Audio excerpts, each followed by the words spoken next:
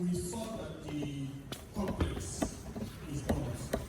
Now that the makeshift place is being used, as we all know, the assembly is the representative arm of government. So now, where it's being used as makeshift, where are the offices of the legislators? Or do they hold public hearing and stuff like that? Where do they hold those? Then when their constituents, when they want to interface with them, where do the constituents come to? Is it that same place, or where do they interact with the constituents? Thank you. Thank you. Well, just as you said, it's an improvised setting. You have seen the box area, just only one of the hearing rooms was affected. The chamber entirely is gone, and one of the hearing rooms is gone. We still have two other hearing rooms.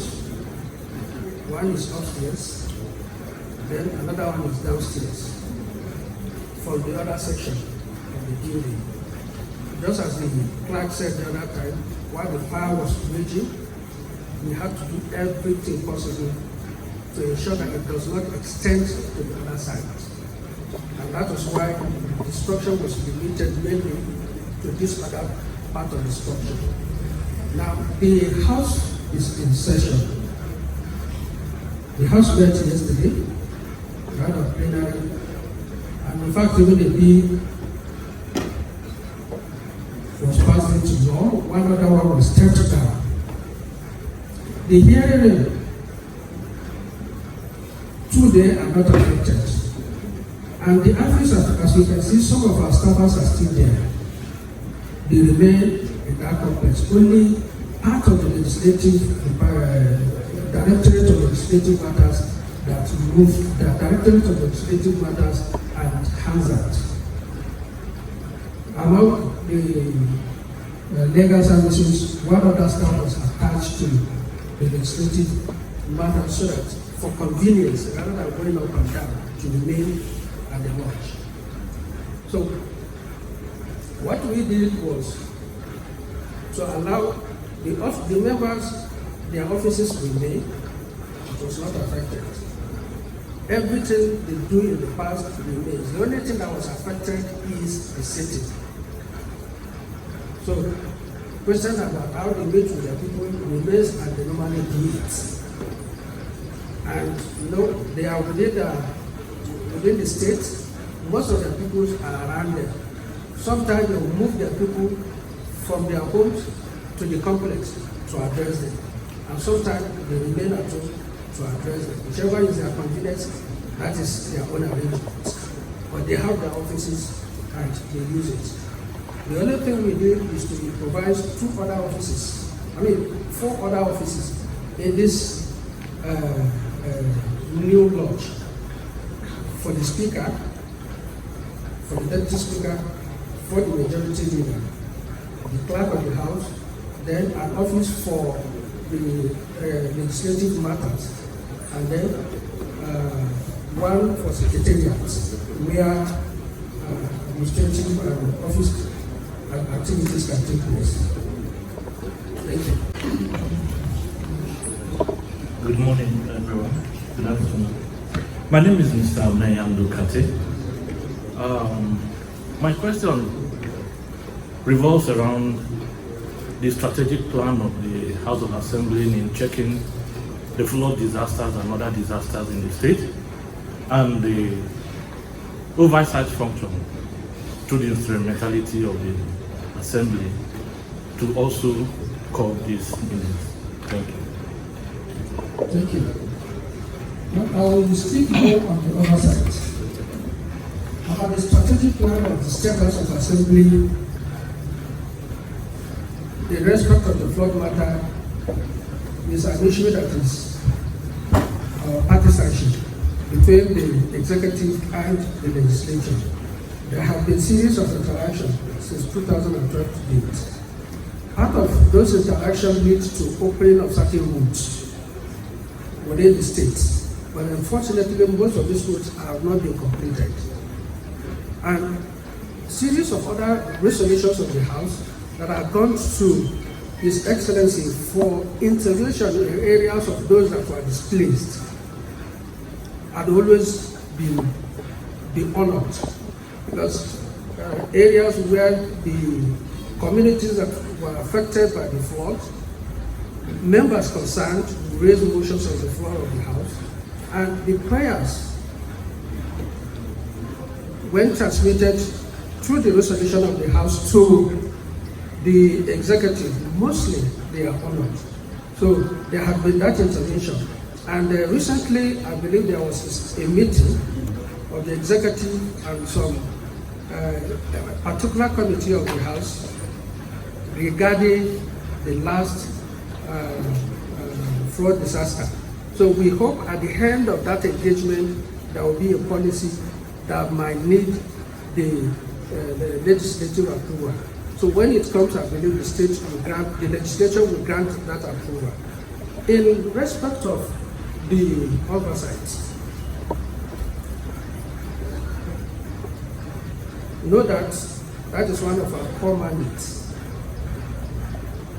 We have always engaged, like recently, the Committee of Public Accounts even demanded to know, and the committee was furnished with details of support, contributions, donations that were made to the state in respect of flood disaster. So there had been engagement. And one that I'm happy about, the State Assembly has always been respected. Each time they are out on their constitutional responsibility. When we demand for any document, they furnish us. When we demand for implementation of any law, they honor us by giving us detail of their operations. And there was a particular case recently, if I may cite one. The state in 2018 passed a law, we call it Controma in state here. That law will introduce marshal and officers that will mine our roads to control traffic. For their excesses, we receive public outcry. The State House of Assembly had to intervene, set up an ad hoc committee. The committee went into action, invited commissioners down to the Director General in charge of the Controller. When they review their activities, they realize that most of the problems are coming from the law establishing law. The House had to recall this law to repeal and reenact same. So if that officer's activity had not taken place, this perhaps wouldn't have happened. So, and that is the beauty of it. The Constitution permits us to do that. Go into investigation, check the operations of our law, and then amend where necessary. And where we have corruptions, we expose them. That is our responsibility. Thank you. My name is my question will focus on this issue of independence of officials. We are aware since 1999 it has been one issue, discussion, concerns, and agendas that the legislature is being overstaffed legislature. I'm also aware that in the past, I think last assembly, this assembly, efforts were made to ensure that these houses of assembly are putting through the amendment of the Constitution. But as we are hearing now, some of the houses of assembly are yet, when I say are yet, to give support or to pass this very provision. Please, I want to know, are they under any question or any, are they under any duress or any, how can I feel, yes, constraint to give their notes on this very provision? Second,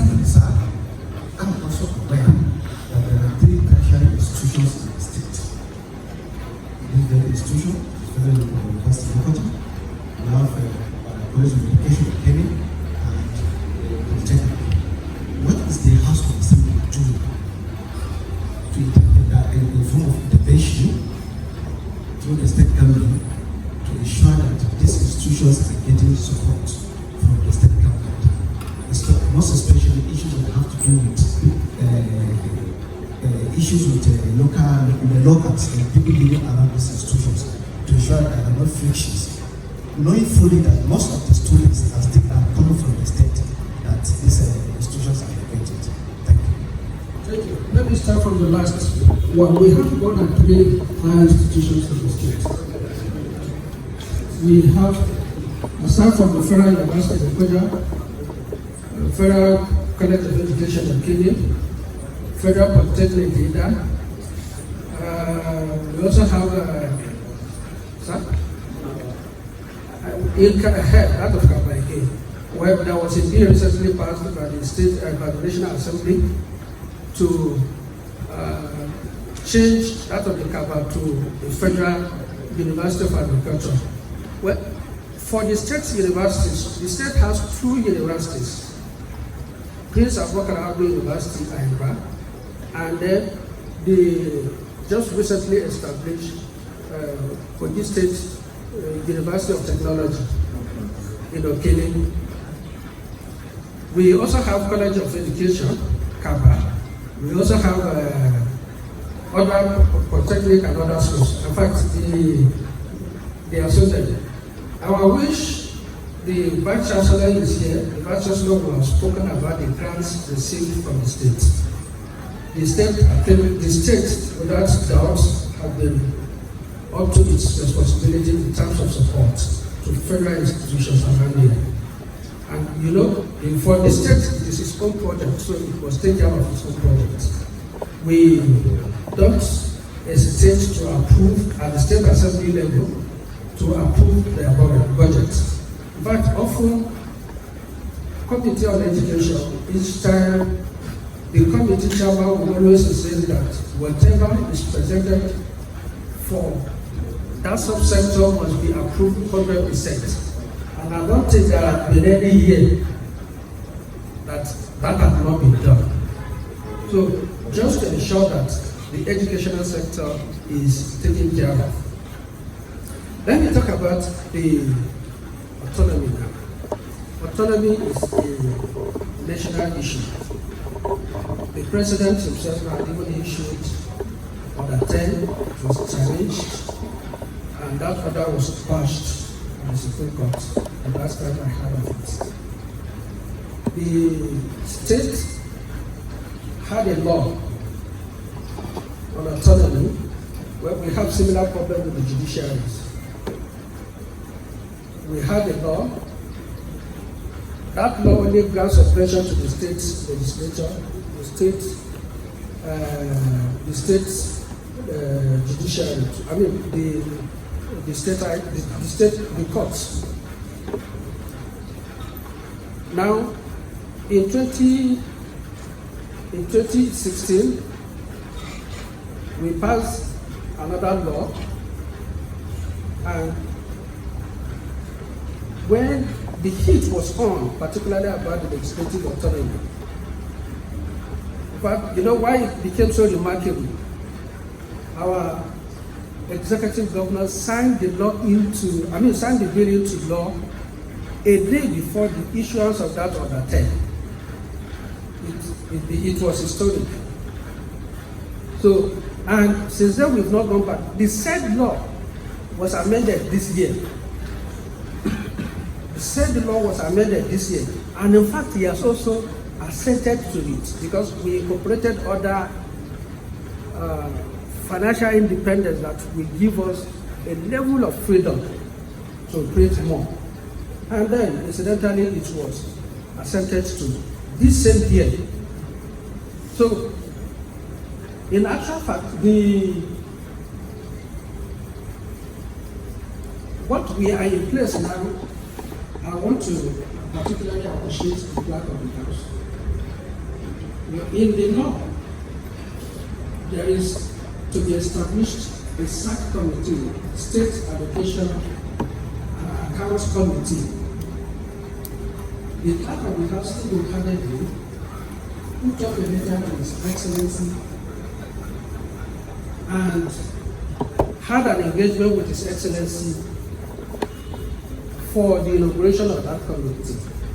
In fact, any moment from now, that committee will be put in place.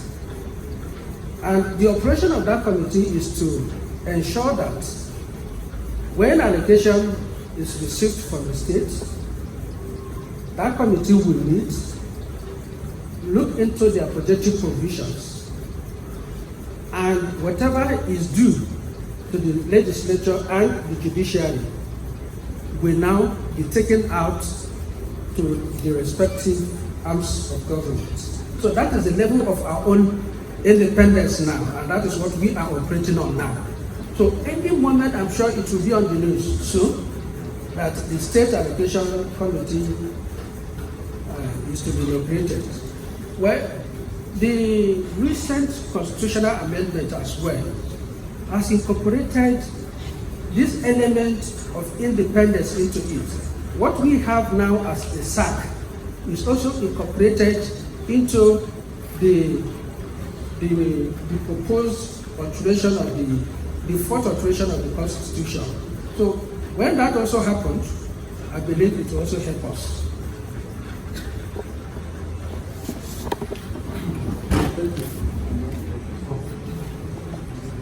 My name is Peter Kenano-Romangi, plus one PhD student. I just want to talk, based on my personal assessments on the bonds in the State National Assembly. I've just noticed I just wanted to ask, what is the sense in citing the National Assembly in that secluded, the State Assembly in that secluded and porous area? I could also observe that there is no perimeter fence to even say, let's, protect the lives and property there. When I was asking some questions, they were saying there were no fire service station position there when that incident took place. Even from the road, from the access road to where the National Assembly is, the State Assembly, sorry, I'm used to State Assembly. Where the State Assembly is, it takes about 200 to 300 meters to get to the complex. So I don't know, what is the sense, placing there at the isolated area? Was there a plan to say, okay, I don't know, that's what I thought about.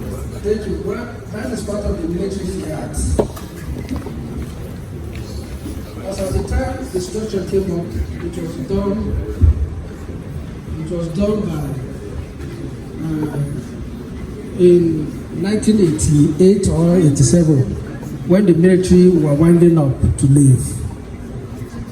So I may not have known their reasons for starting it there. I'm sincerely helpless to give any reason as to that. But thank you. But definitely it was done by the military. The assembly has a perimeter fence. I say it is low, but it's on the average, not even low. The perimeter fence went around the whole of the complex. Yes, the only thing we want to do now, that is why we stop development there. We want to acquire the whole of the plots around us for the plots in front of the complex down to the main road.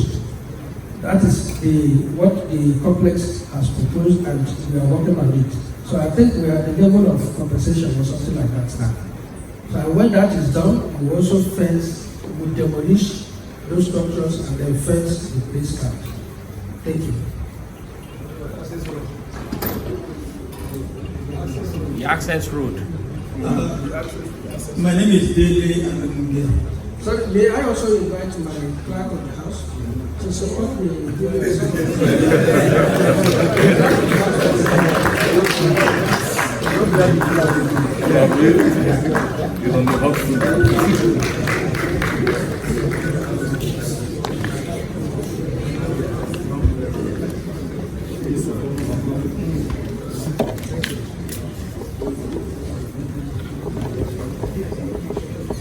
Good afternoon, all.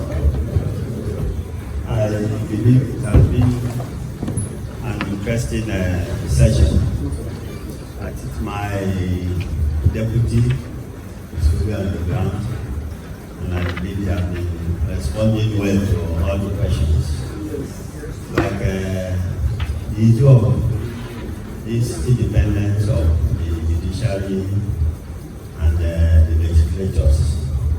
For Kogi, we have keyed into it the constitutional amendment that was forwarded to all states of recent. Kogi State government or Kogi State House of Assembly went through all the amendments and we have keyed into it. We have transmitted our own National Assembly. And just as it has rightly said, the state has given independence. That was what brought about the Kogi State House of Assembly Service Commission. Then what we are lacking, we already have our commission, we are on our own. In the financial independence that is remaining.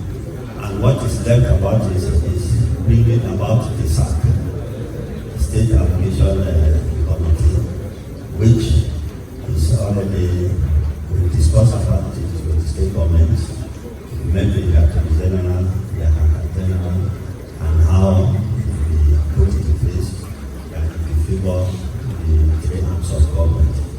And just as he has said, very soon, the SAC will be put in place. So, for Kogi, we are moving towards full independence. Then the location of Kogi State House of Assembly, most especially through the last lane, and they will have. Good afternoon, sir. Martin Masale, Course 1 Legislative Studies. Please, I would like to ask, has the Child Rights Act been domesticated in Kogi State? Yes. One. Secondly, what is your relationship like with the executive? In Kogi State, our relationship with the executive has been very cordial.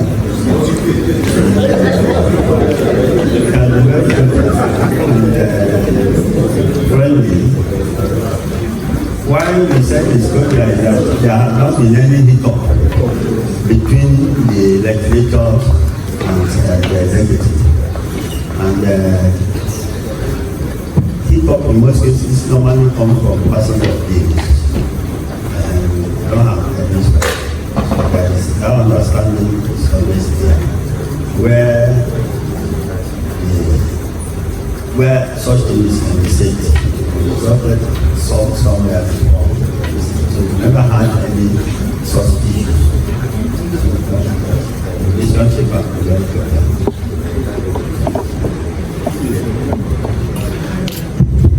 Good afternoon. My name is Adebo Okoye Adekole, PhD Executive Studies, Course 1. My question is on constituency projects in the state. We all know that one of the direct benefits that people enjoy from democracy is those projects that are cited to their benefit. What has the experience been in terms of the assembly, in terms of identifying and managing constituency projects? Thank you. Constituency project one of the constitutional rights, and there is an appropriation for it, and it's contained in the state budget. And every honorable member or legislative member representing their various constituencies, provisions and dates. And we have a monitoring team. I think they are faring well. The honorable members are faring well, because apart from Dutch releasing funds to the members to carry out such is incorporated in the budget, and every member in most cases will submit the requirement or project requirement they want to embark on in all their respective constituencies. These are some of the things that we are looking for. And there is a particular form that is meant for that. And when such project is rejected, there is a committee that will move around the office of the general that goes around to make sure that such funds are judiciously used for the purpose for which was budgeted or meant for. So that is just a bit for the sparsity of funds, which I believe it affects not only the state, even down to the national. So whatever might not be 100%, it reflects the budget. Because whatever is minimized is a percentage of what comes in. So we have 10 naira in budget, but from the inflow of what comes in, you have 6 or 7. So we do the arithmetic. But for constituency project commitment is part of what the state is and how many members are they greatly engaged, and there is a body that is equally working to see that such money are not used privately and is used for what it is meant for. Sorry, please. Just before we go on, there was a question regarding child rights and the institution of child rights acts in the state. As I said earlier, I introduced the Director of Legislative Matter, which has been in law. But the moment you touch areas that affect women and children, she reacts. So she came forward and even offered a date. It was signed into law to give you that information, just for you to know.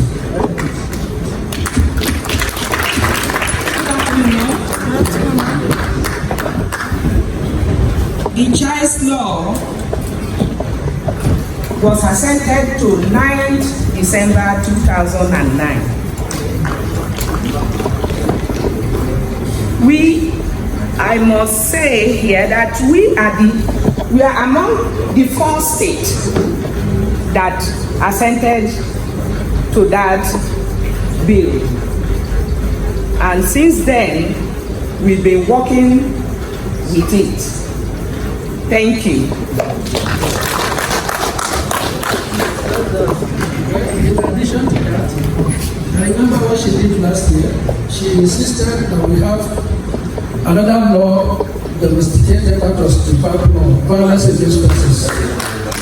And incidentally, it was passed into law and assented to. It's been in operation now, all thanks to her. But one thing we also insist as men that women can also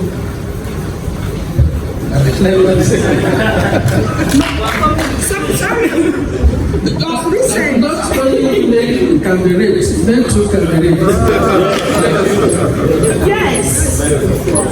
Actually, they said I am just for women. Sincerely, just like the area he has touched today. It's not only women that can be raped. Men can also be raped. You are correct. Yes, as women too cannot come out and say they raped me. So also the men cannot come out and say she raped me. Vice versa. So may I quickly, at this moment, tell the parents here, whomever, that you put your children to oversee, as you are here now, your children is vulnerable.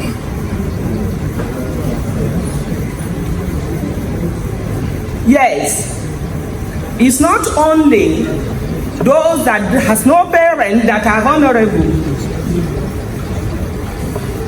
We, the civil servants, the public servants, we are also vulnerable, and our children are vulnerable. You keep your children somewhere and you are here. We don't know what happened over there. Sincerely, many doesn't ask questions. Sincerely, many doesn't ask questions. Please, all of us, ask your children questions. Your child withdrawn, both male and female, ask questions. Don't say you are providing school fees alone. It's not enough so that we'll be able to get to where we are going to. Thank you. Thank you very much, the director of the Not buttresses, I want clarification on the issue of, because I was asking my brother beside me, that the honorable members, after having their plenary at the place we went to, the improvised chamber, what about committee meetings? Because I work with the National Assembly and I know how things are done. You know, I say it like an anomaly for somebody to finish sitting there, then you have committee meeting and you don't have to travel like 30 minutes, 20 minutes before. So I am wondering how viable actually is the Kogi State House of Assembly. It's baffling me, I don't know. And they follow up on this. Okay.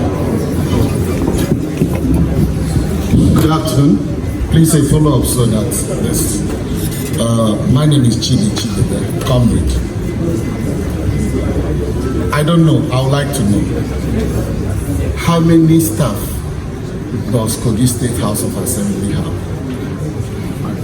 And by the time you tell us, please let us also know, is it that single facility we visited that all the staff are occupying?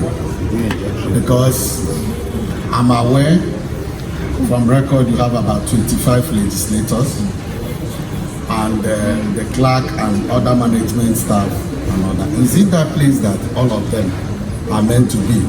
That is, assuming there was no fire incident. Thank you very much. Thank you very much. Can I please respond to this questions? In the first place, Go ahead, Honor. No, go ahead.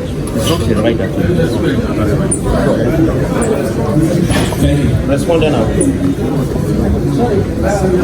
Incidentally, the chairman of the commission is here, he is responsible for state matters. So we have the honor to call on the chairman to respond.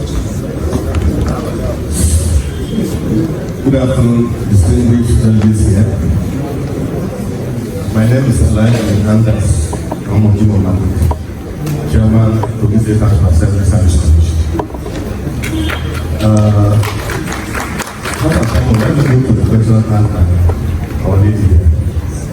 You see, in the House of Assembly here, we have committee days. There are special committee days that committee normally meet to address committee matters. Then other days, just about 3 days in a week, is for legislative proceedings. So, first, you should understand that the burden of the assembly is a recent development. Just about 2 months, just barely a month, about 2 months. So, and it came unexpectedly. So we just have to provide to make sure that the assembly service goes on. So that is why we have that temporary provision that you saw at the speaker's room, where you are. Only during legislative sittings that members go there to sit and leave. It is so because the burden of the assembly it affected the chamber mainly, which implied that whatever that happened like that was indicating that assembly should not sit again. And to displace whatever the interest, this is why that temporary something is removed. So all other functions are carried out in the permanent side. That's time that it came to. So both the committee sitting and receiving visitors and all those things are done there. Especially when we observe that there are visitors that can be accommodated within that place. So committee sittings are done in the side that you have just left, while the electric fittings are out there. So it doesn't affect our space. The staff as of today, we're having 146 staff. And that 146 staff include the commission staff and the assembly staff. They are all accommodated within, you are within that complex. You see the upstairs. Then at the back, at the other side, there are small houses there. Those are where the staff mainly reside. Then it is mainly the legislative staff that are occupied in the complex. So all other staff are there. Then we have our own block within that place. Eventually, we don't go around to see all those things. So it accommodates that. But notwithstanding, our government is making an effort to provide accommodation for the commission and another complex for the assembly. So automatically that solves our problem for now. Then let me talk briefly on the usual relationship between the legislature and the executive that was asked by the media. You all understand that this thing is spelled out in the constitution, so there's no conflict. The role of the legislature, the role of the executive. Our government, we exhibit here those rules according to the letter. What people are expecting from outside is that from time to time, the legislature should become so strong that you can always slap the executive. In administration, it's not like that. There must be that symbiotic relationship between the executive and the legislature. And that is what has been happening. So here, we enjoy serious communal relationship, mysterious executive parliamentary relationship. And what do you look at? Naturally, in the assembly as an arm of government is to make law. Then when we make this law pass it, and the executive does not execute it, automatically it becomes a problem. So here, most of the laws that are made are executed by the executive. Then all necessary oversight functions, just like it was mentioned by the executive plan, have been carried out without any hindrance from the executive. The executive opened the door for the various committees to visit their ministers and parastatals to ensure that areas that they should ask questions, what they need to know, and areas that are flawed should be brought out for corrections. It has been like that. Then the necessary funds that the assemblies to work with are provided. So all this is done, automatically the executive have done their own part. And on the part of the legislature, they have been sitting. So essentially, I don't have the exact number of sittings they have. I mean, the exact number of laws and motions they have made all over there. They have been doing it. And when it is time to invite the executive or for the executive to come and present whatever, you do attend. Then from time to time, whatever law that is made, even the governor is always trigger ready to ensure that. Let me give you an example. There was a time the speaker had to address the room that sometimes he observed that some of the laws made are not carried out by the ministry.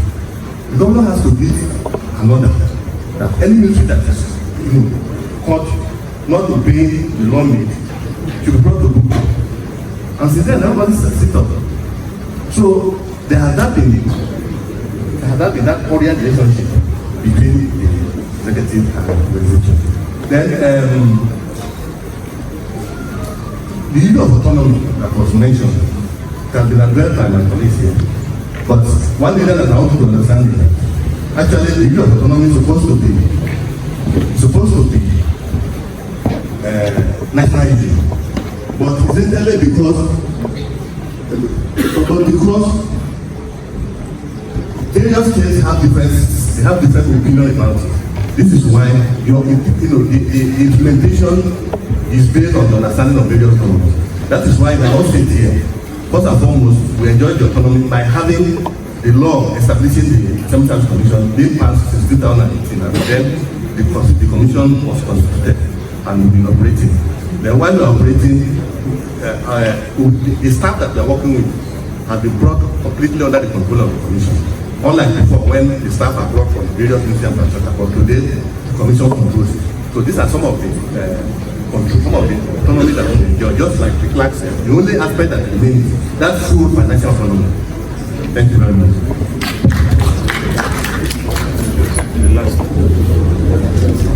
Hey, good afternoon. My name is Nelson Onyeloku, PhD Course 1. My question is around the importance and effect of representation.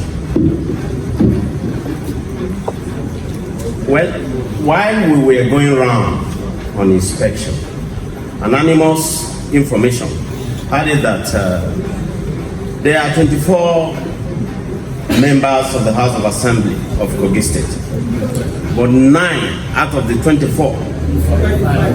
Oh, sorry? 25, okay. Thank you for that. 9 out of the 25 are actually sitting and taking decisions, passing laws. That's an information, that's why I'm saying.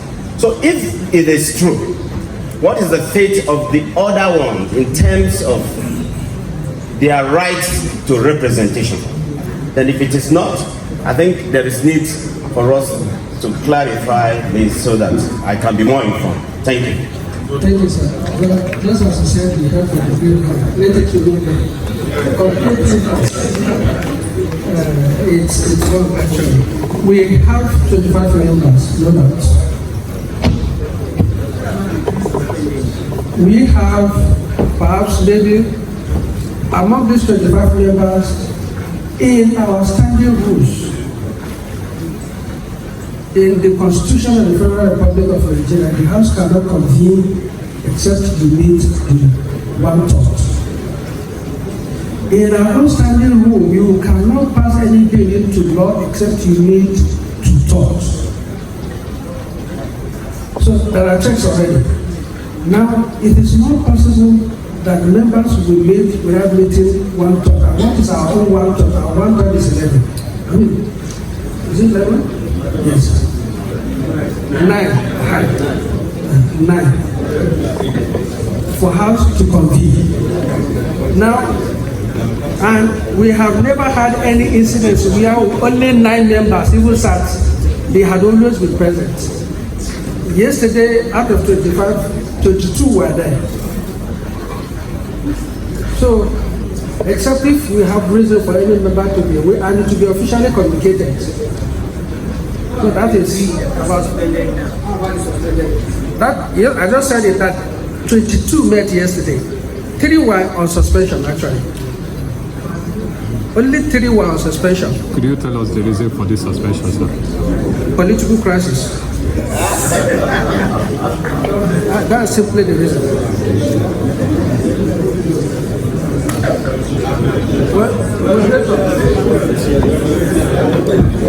Please, I would plead with us that we cannot continue indefinitely. Yeah, please. I plead with you, right? And on that note, please let me appreciate the officials of the leadership of the administrative structure of the Kogi State House of Assembly for finding time to come to talk to our students on various issues that have been raised. Your responses have shown that you are truly on top of the business of the State House of Assembly. You have the repository of that assembly by way of knowledge which you have shared with us. And I'm very sure that our elite students have been better informed about the State House of Assembly, and that as they go with more informed positions about the state as a whole. We are grateful to you, and we ask you to please convey the appreciation of the Vice Chancellor and the management of Federal University Lokoja to the Speaker, the Honorable Speaker of the Kogi State House of Assembly, for sending you to address this August gathering. Having said that, please permit me to place on record that the Kogi State government has been assisting our university in different ways. For instance, the take-off structure that the university used, which is directly facing the Kogi State Government House, was given to the state, to the university for its administrative take-off. Yes, thank you. That is where the Kogi State Ministry of Environment now occupies. And when the administration of Governor Ibrahim Idris, or is it, yes, Ibrahim Idris was winding down, that government donated the administrative block here, just beside where we had lunch yesterday. Having said that, the current government, the administration of Governor Yahaya Bello, has also made spirited efforts to assist the state. At our maiden convocation, which was held in 2017, the governor made a pledge to provide perimeter fence for our permanent site. We have pursued that. Up till now, it hasn't seen the light of day. We are using this forum to further plead with the state governor to please fulfill that promise, especially because of the strategic importance of the perimeter fence to the functioning of our permanent site. You know very well the security situation in Nigeria. I'm very sure you visited our hostels. These structures were built as far back as 2015. But because of insecurity, we do not have the courage to put our students there, because if anything goes wrong, we will be held to account. So we plead with the state government to please assist the university to fulfill the promise that it made to us for the perimeter fence. And similar to that, sir, there are so many things that we would have loved to do on our permanent site by way of PPP, public-private partnership. There are certain statutory things that must exist before certain private concerns or corporate agencies can cooperate with you. One of which is there must be a title to the property that the university has. That is, the permanent site allocated to the university does not have a C of O. Because of that, when we approach corporate entities for collaboration, they ask, where is your valid right to the land, so that they can invest on that land? Because as it is, we do not have any evidence to show to corporate entities that the land belongs to us. And because that right has not been fully conferred on us, communities are now encroaching on the property. And if concerted and decisive effort is not made soon, you will find that we would confront, or we will be confronted with the kind of challenges that older universities are facing, whereby surrounding communities encroach into their land and they have no power, or this becomes the subject of litigation. We do not want that to happen in the case of our university. So, on behalf of the Vice Chancellor, on behalf of the management of the university, and on behalf of these elite students, we make another passionate appeal to the state government through you to intervene in these matters. Thank you.